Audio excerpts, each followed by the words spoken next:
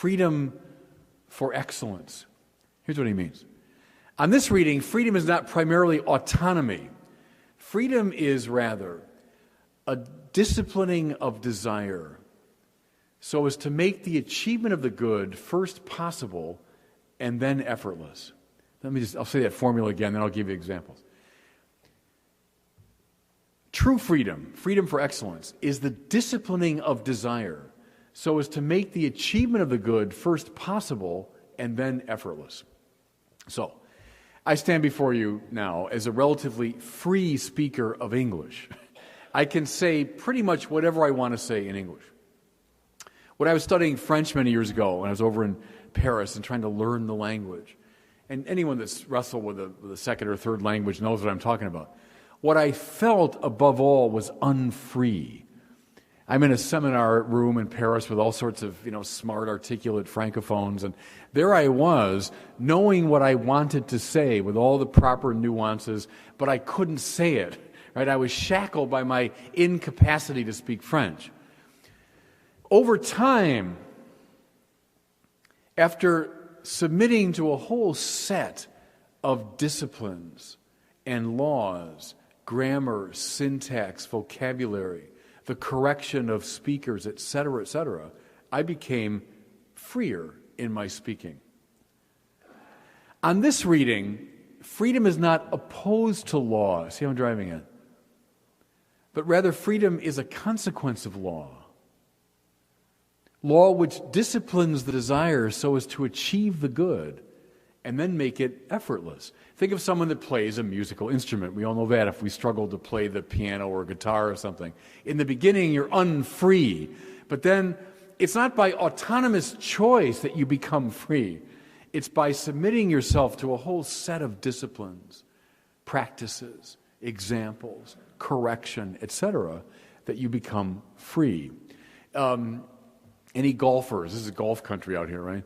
I'm a golfer and a very poor one, I would say.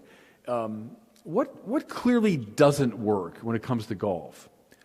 Take the club and swing any way you want. Just get out there and be yourself.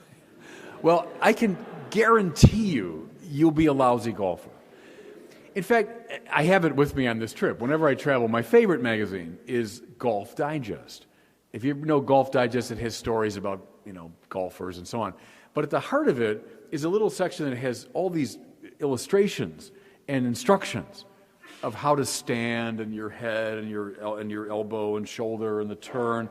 And I'll find myself reading this magazine mulling over the law. Because the law there is placing in my body and my mind what makes me free to play the game. Who's the freest golfer? Not anymore, he's got the yips, I think, but Tiger Woods, at the height of his powers, was the freest golfer ever to play. Hit drives, sure, hit a 3-wood, hit out of fairway bunkers, hit out of greenside bunkers, putt, chip, pitch. He could do it all. Now, why? Because he just swung the club any way he wanted? No, because his freedom, his desire had become disciplined by a whole set of laws that made the achievement of the good first possible and then effortless. Now, can I suggest, everybody, the monothelite controversy that insists upon the two wills in Jesus coming together, an infinite freedom and a finite freedom, in a non-competitive way, so that the finite human freedom of Jesus is, like the burning bush, enhanced and brought to perfection precisely by contact with infinite freedom. That doesn't make any sense on the first reading of freedom, does it?